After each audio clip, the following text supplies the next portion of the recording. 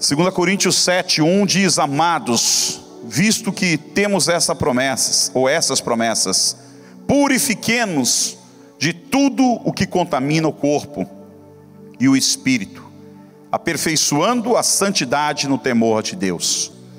Queridos, eu tenho hoje um desafio grande aqui, uma palavra que é dura, que é pesada, embora dia de ceia, dia de celebração, dia de alegria, mas Deus me incomodou para falar sobre o temor dele nesse lugar. E falar sobre o temor não é muito fácil, deveria de ser, mas às vezes não é fácil, porque você tem que confrontar o pecado, você tem que confrontar a adversidade, você tem que falar o que acontece muitas vezes no meio da igreja do Senhor. Pastor A.W. Tozer, principalmente que viveu no século passado, escreveu muitos livros sobre santidade, foi um grande defensor da santidade, e naquela época ele já falava sobre a situação em que o mundo estava se movendo, tanto na América como nos demais países. Já estava confrontando o mundanismo, o pecado, o secularismo, a falta de temor dentro da casa do Senhor. E hoje nós estamos vivendo dias que falta temor na igreja atual. O que eu vou falar aqui, ou pequenas histórias, ou pequenos contos, não se trata só de assuntos aqui, se trata de assuntos que ocorrem dentro da casa do Senhor, que mostra que a igreja do Senhor tem pedido temor, que muitas pessoas têm se convertido, que muitas pessoas têm vindo realmente ao Senhor, mas ainda não entenderam o que é temer a Deus, não entenderam o que é o respeito ao Senhor, a reverência ao Senhor. Eu diria que algumas pequenas histórias verdadeiras que aconteceram aqui, ou que acontecem próximo de nós, mas que tem a ver com a igreja. Homens casados mantendo o relacionamento sexual fora do casamento. Eu não estou falando de nenhum ímpio, eu estou falando da igreja de Deus. Irmãos que muitas vezes faz programa com prostituta. Jovens e adolescentes que engravidam dentro da igreja e nem sabem quem é o pai. Jovens que começam a orar e engravidam já no período de oração. Jovens que procuram um namorado no mundo e dormem muitas vezes com mundanos. Irmãos que no primeiro encontro já vão para a cama. Irmãs que ficam e transam e dizem que é normal, que todo mundo faz isso, inclusive dentro da igreja muitas pessoas fazem isso. Irmãos que saem do culto e vão para a cama no motel com o namorado. Mulheres casadas mantendo o relacionamento fora do casamento com incrédulos. Certa vez visitando um irmão no estado de miséria, com muita necessidade de sua família, vi um dos utensílios da igreja na casa do irmão, pegou e levou e não falou com ninguém, colhendo um lado de miséria. Irmãos que mentem para os líderes, que mentem para os pastores descaradamente. Jovens da igreja envolvidos com relacionamento do mesmo sexo, inclusive pessoas do mesmo sexo dizendo que gostam e que querem ficar com outras pessoas dentro do mesmo sexo, dentro da igreja. Uma irmã que acabou o noivado para ficar com outra irmã. Então, queridos, essas são algumas coisas que nos chocam. Como eu disse, é pesada a mensagem hoje, porque é uma mensagem que é para confrontar o pecado. Eu sei que essa mensagem pode esvaziar a igreja, mas eu também estou preocupado com isso, porque a minha preocupação é pregar o evangelho. E parece ser muito antipático essa mensagem, fala isso no século 21, quando tudo está liberado. Quando tudo está liberado. Quando tudo isso que eu falei aqui é muito normal no mundo, é muito normal. Mas, queridos, eu não posso dizer que tem que ser normal dentro da igreja. Embora a gente reconheça que o mundo tem entrado dentro da igreja, nós não podemos dizer que é normal, porque a palavra de Deus não mudou. A palavra de Deus ainda contraria o pecado, a palavra de Deus ainda faz frente ao pecado, a palavra de Deus ainda barra o pecado, e nós não podemos mudar a palavra de Deus. E às vezes Deus talvez não realize mais no nosso meio, justamente porque nós não temos tido o temor de respeitar a palavra, dizer, essa é a palavra verdadeira, eu preciso mudar de vida. O objetivo não é machucar, o objetivo nessa noite não é ofender, o objetivo é te levar a um arrependimento, a um compromisso sério com Deus, porque a igreja de Deus tem se tornado muitas vezes uma bagunça. As pessoas não têm tido o respeito, as pessoas não têm tido o quebrantamento, os cristãos não têm se posicionado como tal. Estamos vivendo pura religiosidade, temos sido religiosos somente. e não praticantes da verdade, não praticantes da palavra. O que é o temor do Senhor? O temor do Senhor seria a justiça, seria a verdade, a santidade, a pureza, seria a fidelidade, o respeito, o medo de errar, o medo de desagradar a Deus. Talvez se eu formasse uma frase, eu diria: é o grande amor que nós temos por Deus, aliado ao medo de errar, mais a preocupação de não envergonhar o nome do Senhor e sofrer as consequências do erro. Talvez poderia descrever temor um pouco dessa maneira. Temor, irmãos, ou perder o temor, como tenho dito aqui, é como uma carreta com carga máxima descendo a serra aqui de Santos, que nós conhecemos, com nevoeiro, chovendo, sem freios, com o pneu careca. Aonde você acha que essa carreta vai chegar? Será que ela chega em Cubatão? Só se atravessar o mato. Dificilmente.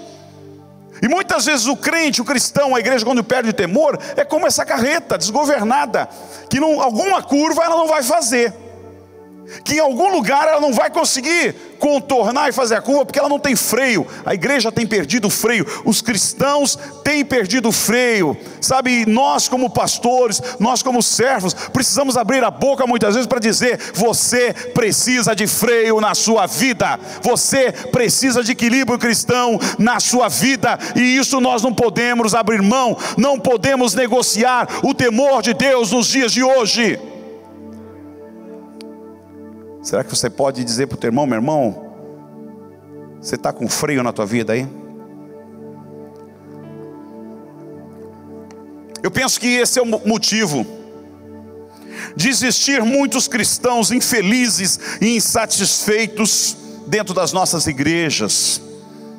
Pessoas infelizes, pessoas insatisfeitas, pessoas vivendo uma vida dupla, porque não praticam o temor de Deus, não podem encontrar o Espírito Santo, não encontrarão o Espírito Santo, não encontrarão a paz de Cristo, não encontrarão a cura de Cristo se vivem uma vida dupla.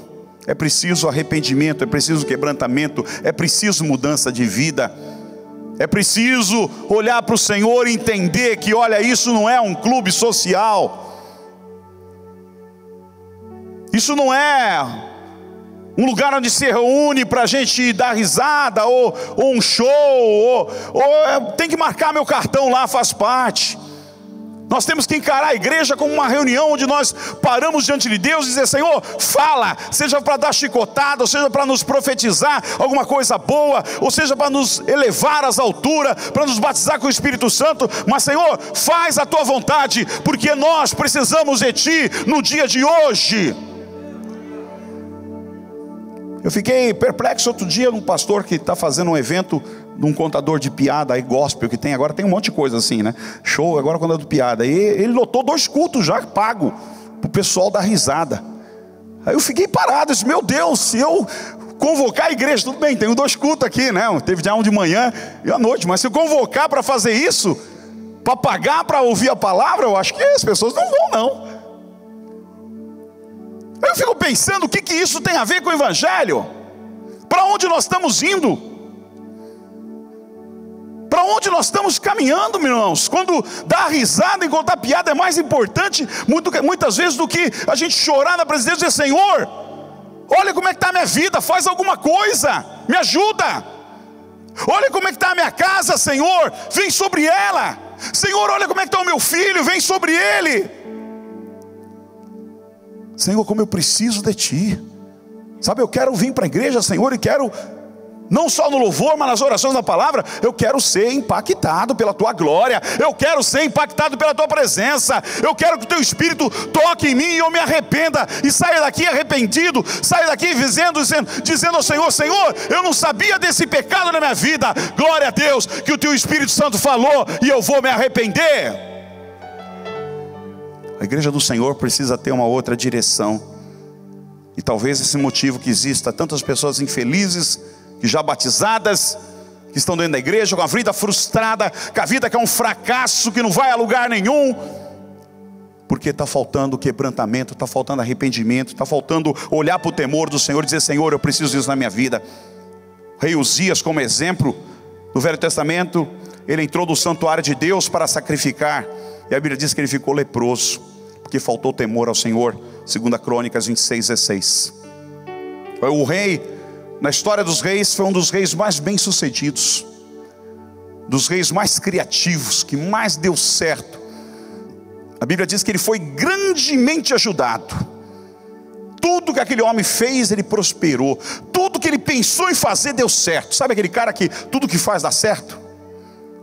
Não dá a bola fora. Até no gol, se ele chutar, olhando para o lado, a bola entra. Tudo dava certo para ele. Aí um dia ele disse: eu vou sacrificar também. Tudo dá certo. Esses sacerdotes são mole, não estão fazendo o que eu quero.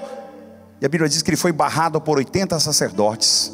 Eu costumo dizer, 80 placas se levantaram contra ele, dizendo: aqui você não pode entrar, isso não é tua função, Deus não te chamou para isso, você é governo, você é rei, volta para lá. E ele insistiu, e a Bíblia diz que ele saiu leproso daquele lugar, morreu afastado da família, morreu num caixão fechado, longe de todos os seus amigos, longe de toda a sua família.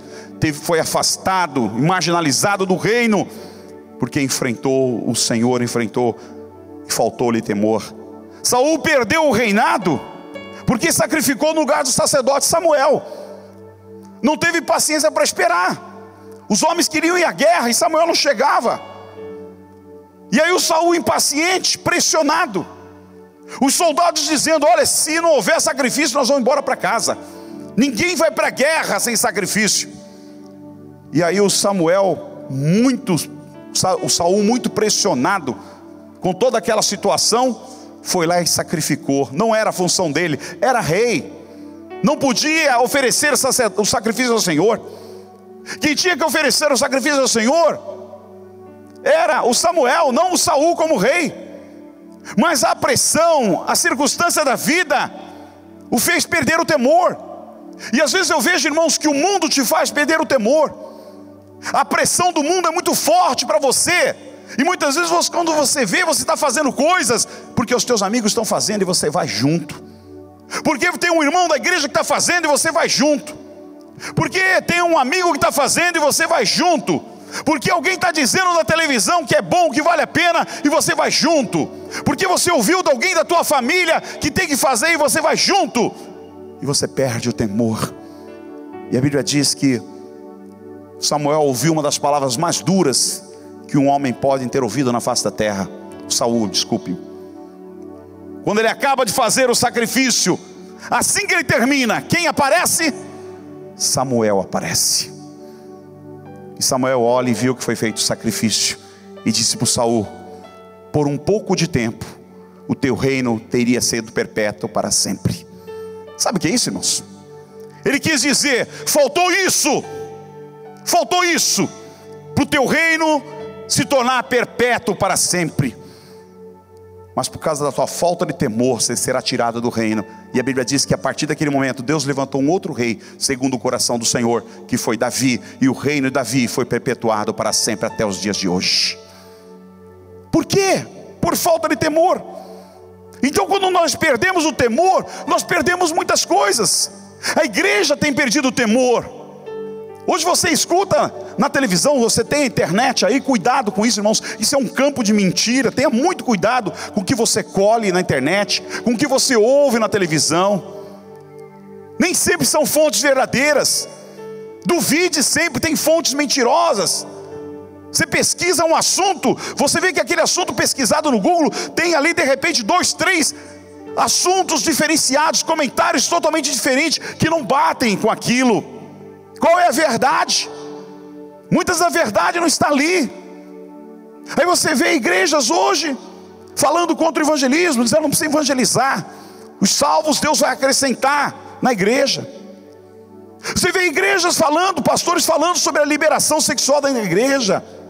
Você vê pastores falando sobre o casamento do mesmo sexo dentro da igreja. Você vê pastores falando contra o dízimo e contra as ofertas dentro da igreja. Uma igreja de São Paulo até abaixou o dízimo, né? 9%. Eu falei: meu Deus, que é isso? Nós estamos vivendo, nós estamos picotando a palavra de Deus, nós estamos arrancando a palavra de Deus. Cuidado com isso. Eu tenho, facilita, mas tem a sua Bíblia também.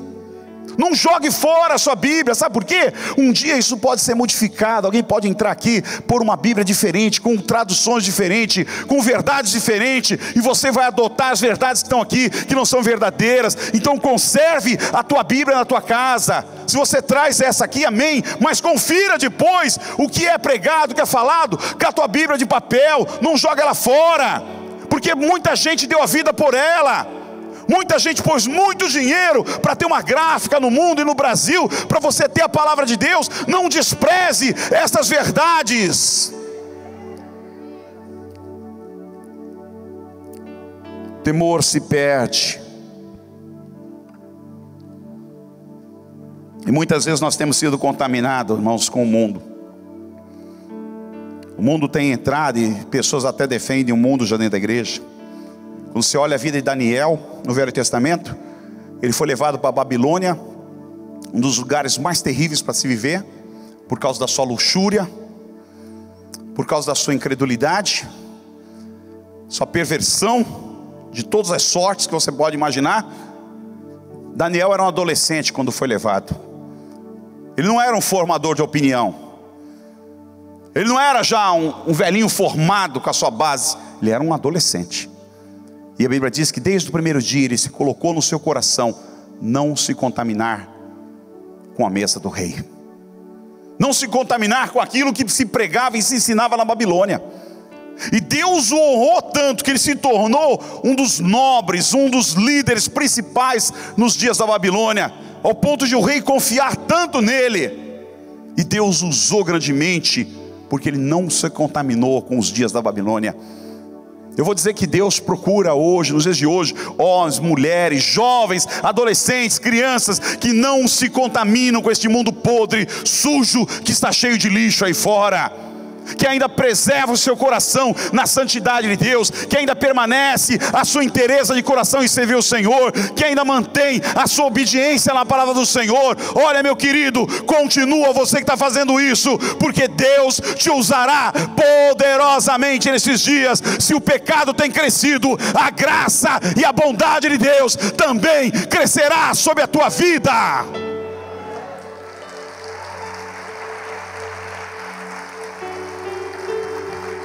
O Senhor disse a Josué: santificai-vos, pois o Senhor fará maravilhas no meio de vós. Não há maravilhas nem milagres se não houver santificação. Santificai-vos, porque o Senhor fará maravilhas no meio de vós. Talvez essas maravilhas são que existem hoje, os milagres que existem hoje, acontece, glória a Deus por isso.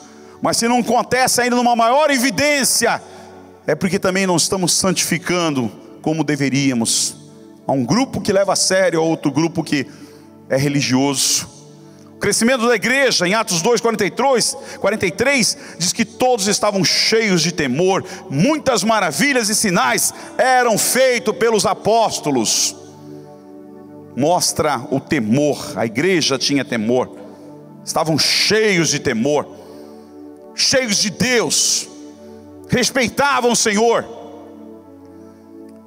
Quando um homem doou uma propriedade e o dinheiro foi trazido aos pés do apóstolo, possivelmente louvaram o Senhor por causa disso, e a igreja ficou sabendo que uma propriedade foi trazida para beneficiar os necessitados e sustentar a obra de Deus. Aquilo soou bem a um casal chamado Ananias e Safira, que também disseram: vamos vender uma propriedade também. Só que não vamos dizer que nós vendemos por tanto, vamos diminuir o valor. Se a gente vender por 60, vamos dizer que a gente vendeu por 10, e vamos dar os 10, nós vamos ficar muito bem vistos na igreja, nós vamos ser os líderes, logo talvez seremos apontados, para alguma liderança, ou até mesmo em destaque, ou até mesmo, um cargo político na cidade, sei lá. Brincaram com a igreja, brincaram com o pastor Pedro na época. E a Bíblia diz que assim que eles entraram no templo, Pedro ainda perguntou para a mulher, para o marido, um de cada vez: você vendeu mesmo por 10? Você vendeu mesmo por tanta a propriedade? Claro, homem de Deus, imagine.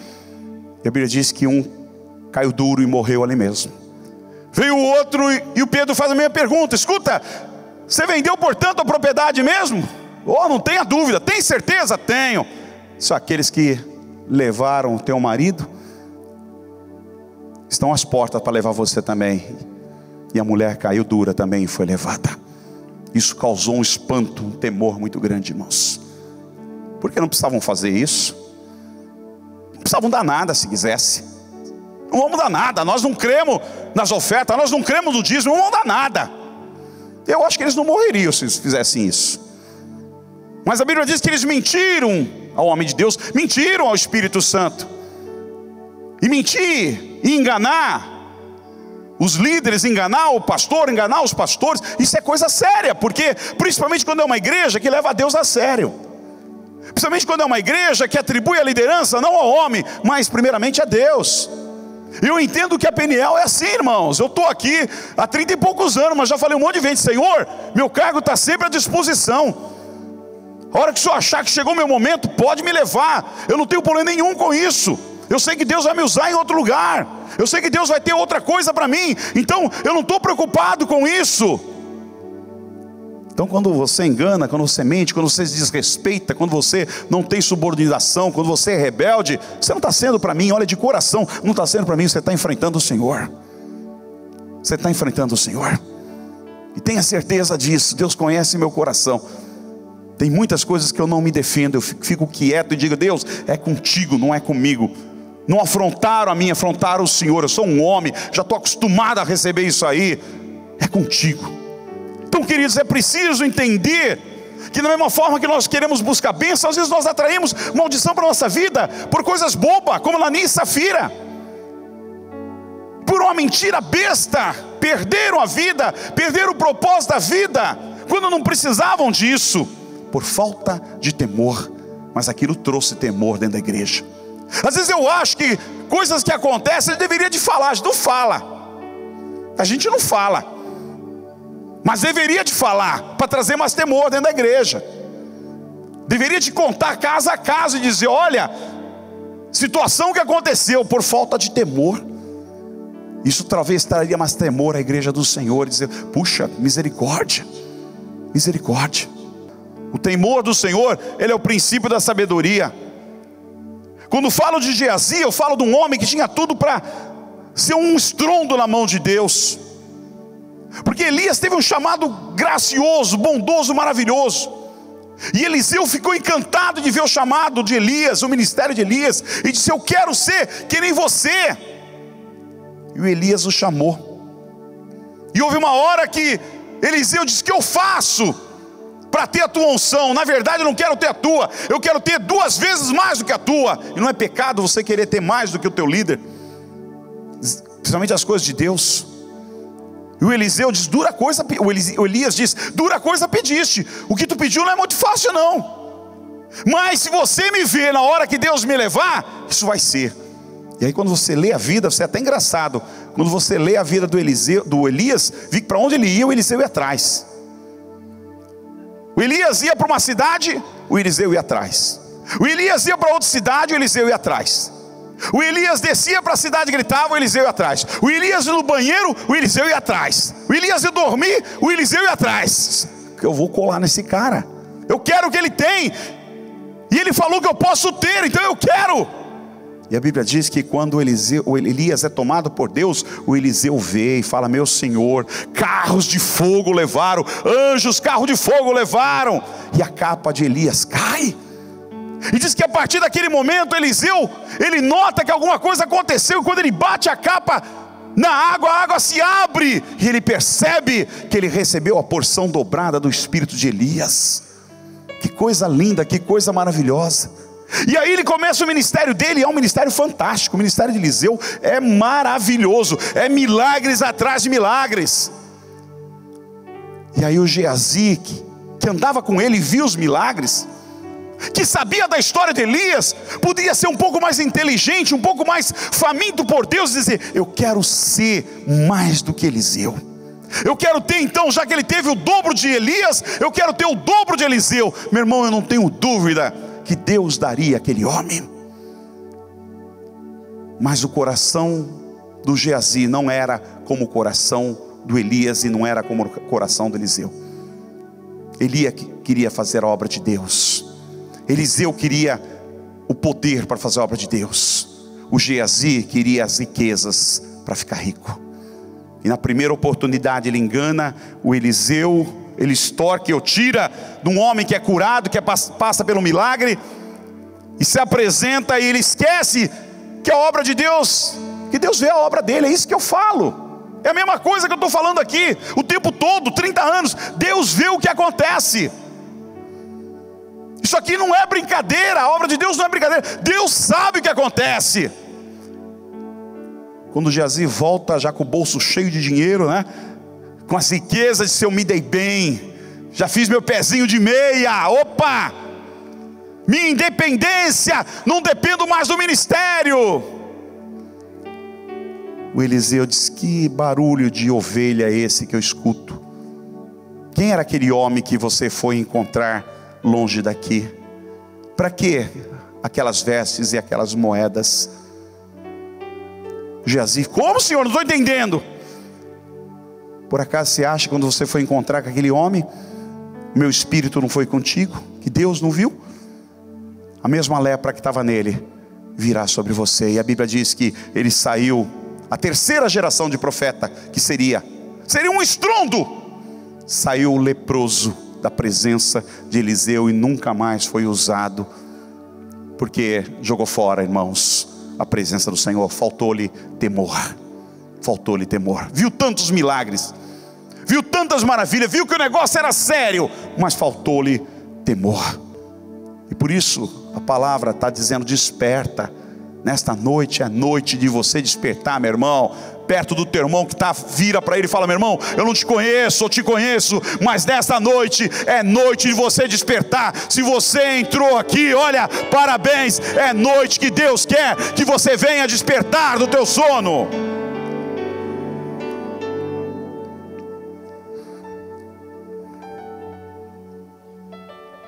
Jacó, num encontro maravilhoso com o Senhor, não sabia nada de Deus, mas ele tem um encontro maravilhoso com o Senhor. Ele diz: quão terrível este lugar, não é outro lugar senão a casa do Senhor, esta é a porta dos céus. Chamou aquele lugar Betel, casa do Senhor. Dormia e viu o céu se abrindo e descendo, anjos para lá e para cá. E ele entendeu que Deus estava falando com ele. Ele diz: quão terrível este lugar. Quanto temor ele teve naquele momento. Ungiu aquele lugar e disse: aqui é casa de Deus, aqui é a porta dos céus. Jesus disse: a quem devem de temer de verdade? Mas eu lhe digo, lhe mostrarei a quem devem temer. Temam aquele que depois de matar o corpo tem o poder de lançar no inferno. Lucas 12:5. Aquele que pode matar o corpo, mas também pode lançar no inferno. E eu confesso aos irmãos que nos dias de hoje as igrejas e os pastores não têm falado muito sobre o inferno. Nós não temos falado muito sobre o inferno. Me lembro de uma irmã que frequentava a igreja e disse: pastor, quando o senhor fala sobre o nome diabo, eu não gosto, eu fico arrepiado, isso me faz mal. Esse é o culto que eu não gosto de vir. Quando fala do diabo, quando fala do inferno, eu não gosto. Mas Jesus falou muito sobre o inferno. Jesus falou muito sobre o nosso inimigo. Em Apocalipse 21:8 ele diz: mas quanto aos tímidos, aos incrédulos, aos abomináveis, aos homicidas, aos fornicadores, aos feiticeiros, aos idólatras e a todos os mentirosos, a parte que lhe cabe será no lago que arde com fogo e enxofre, o que é a segunda morte. Então nós precisamos nos arrepender de verdade. Tem muita gente sentada no banco da igreja, diz: não, pastor, eu sou batista, uma vez salvo, salvo para sempre. Eu acredito na salvação de verdade, e creio que aquele que foi verdadeiramente salvo, ele é salvo, ele não vai perder a sua salvação. Eu acredito nisso. Mas também acredito que aquele que é verdadeiramente salvo, ele não tem prazer em viver no pecado nem um pouquinho. Se ele é salvo, se você é salvo e está me ouvindo nessa noite, essa mensagem está te incomodando e muito. E muito. Agora, se ela não te incomoda, deixa eu lhe dizer: você não é salvo, e se não se arrepender, você vai para o inferno. E se chegar lá, vai ouvir o que eu falei aqui nessa noite. E se precisar, Deus vai ter um vídeo para te mostrar. Olha o que o pregador falou você naquela noite. Você não se arrependeu. Porque o crente de verdade, ele se arrepende do seu pecado. O crente de verdade, ele tem temor do nome de Deus. Ele sabe que ele está errado. E ele chora e geme muito para Deus ter misericórdia e tirar ele daquela situação. Porque ele sabe que Deus não o criou, Deus não o ressuscitou dos mortos, Deus não o lavou com o sangue de Jesus para ele viver essa situação. Ele tem temor do nome de Cristo, irmãos. E é o temor de Cristo que nós precisamos. Pastor Jonas Edwards pregou uma das piores mensagens, ou uma das melhores mensagens, né? Segundo os teólogos, que já foi pregada nesse século depois de Jesus.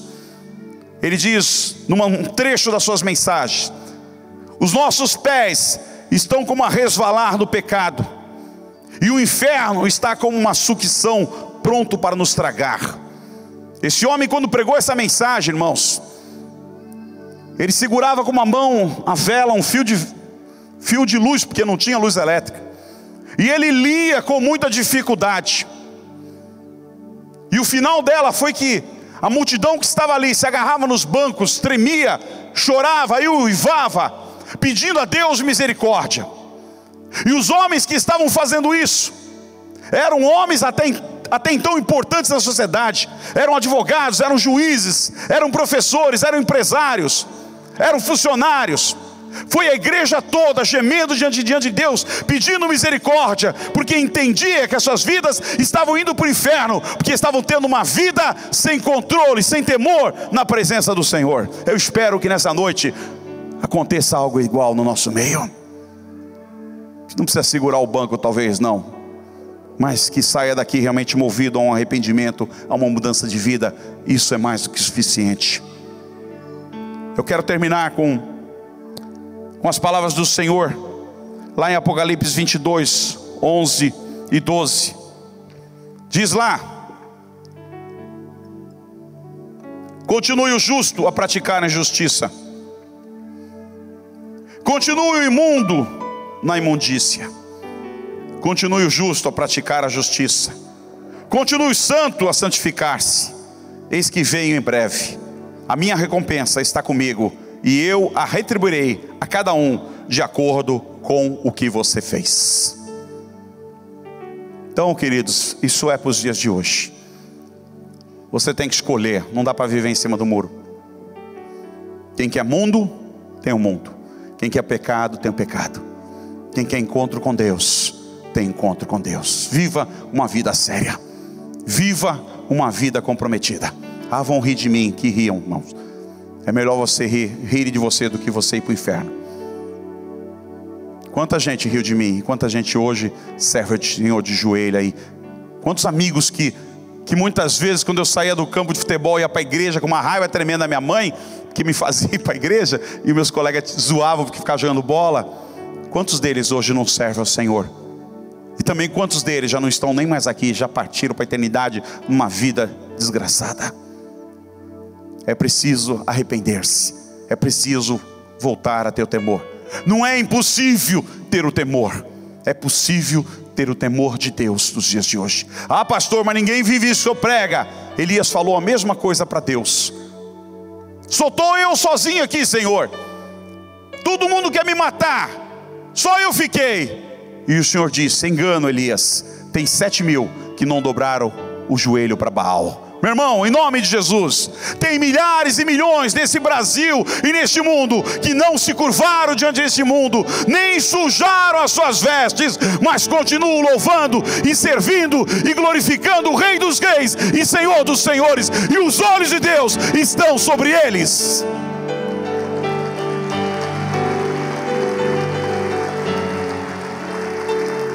Fica de pé na presença de Deus. Eu quero te convidar a orar comigo aqui nessa noite. Quero te convidar a um arrependimento, a uma mudança de vida também, a um conserto com o Pai. Tirar a rebeldia do coração, tirar o pecado dentro de si. E você que quer, meu irmão, Você que quer esse encontro com Deus, sabe? Você que quer viver o temor de Deus na tua vida mais do que nunca. Você que diz: ah, Senhor, como eu quero isso, como eu anelo isso, como eu não quero me afastar dos teus caminhos. Você acha que eu não oro, meu irmão? Sou um pastor, estou aqui há 30 e poucos anos pregando, comecei desde garoto. Você acha que todo dia eu não choro e digo: Senhor, me preserva do pecado, me guarda, me livra, Senhor? Porque muitas vezes eu vejo como o pastor pregou ali, o inferno é como uma bomba te succionando, querendo te puxar, querendo te tragar, resvalando nos teus pés. Todo dia você sente o pecado resvalar perto de você, e o inferno querendo te puxar, te sugar para o lado dele. Eu não tenho, todo dia quando eu posso, eu mergulho na presença de Deus, não tenho vergonha de dizer, eu choro, dizer: Senhor, me proteja, me guarda, me lava, me esconde debaixo da tua cruz. Eu não quero, Senhor, mesmo que minha carne queira, eu não quero. Eu crucifico a minha carne por amor a ti, eu nego os meus desejos por amor a ti, porque eu quero te honrar e te servir até o último dia da minha vida. Você que está vivendo uma vida que precisa de temor, sai do teu lugar e vem para frente aqui orar comigo agora, em nome de Jesus. Deus falou contigo, meu irmão. Enquanto o pastor Humberto canta, a igreja toda em oração, ninguém que olho de aberto, não. Se precisar, dobra o teu joelho no teu lugar, chora diante de Deus, porque Deus está neste lugar. E o maior resultado dessa mensagem tem que ser arrependimento, tem que ser mudança de vida. Aleluia. Me esvazio de mim mesmo, pois eu já não me pertenço. Fui comprado pelo sangue do Cordeiro. Me esvazio de todo egoísmo, me esvazio da falsa aparência. Põe em mim tua semente e o teu DNA, e essa geração verá o Pai. Eu entro em ti para ver quem sou. Brilha em mim para que vejam quem tu és. Eu entro em ti para ver quem sou. Brilha em mim para que vejam quem tu és. Jesus Cristo, Filho do Deus vivo, eu quero me parecer contigo. Oh, busca Deus essa noite. Alabaixa, Aramaia. Filho do Deus vivo, quero me parecer contigo. Esvazio de todos meus temores. Chame a Deus para a tua vida nessa noite. Se arrependa de verdade no teu coração. Todas as dúvidas, me esvazio de mim mesmo. Tira a rebeldia, Pois eu já não me pertenço. tira o amor pela carne, o desejo do mundo, o amor pelo mundo. Do Cordeiro. Se Deus te lavou, siga o ministério. Deixa Ele te usar. Tira o espírito de religiosidade da tua vida. Viva a palavra. Põe em mim tua semente e o teu DNA, e esta geração verá o Pai. Eu entro em ti para ver quem sou. Brilha em mim para que vejam quem tu és. Eu entro em ti para ver quem sou.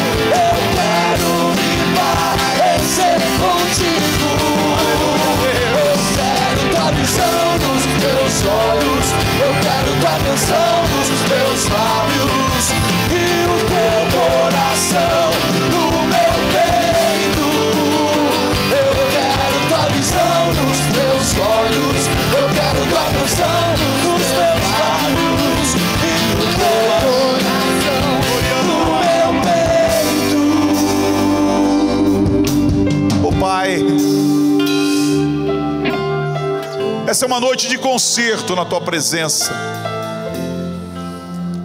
Essa é uma noite de arrependimento na tua presença.